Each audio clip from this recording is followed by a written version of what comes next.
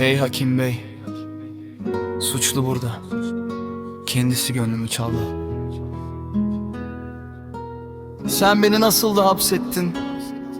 Yüreğine sakladın sevgimi. Bakışlarında hissettim bana olan kıymetini.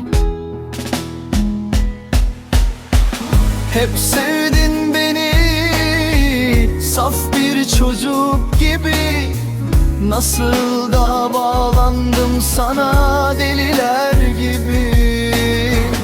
Birbirimize söz verdik, hastalıkta, sağlıkta, iyi günde, kötü günde hiç ayrılmayalım.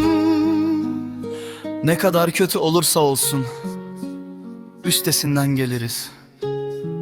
Yeter ki vazgeçmeyelim.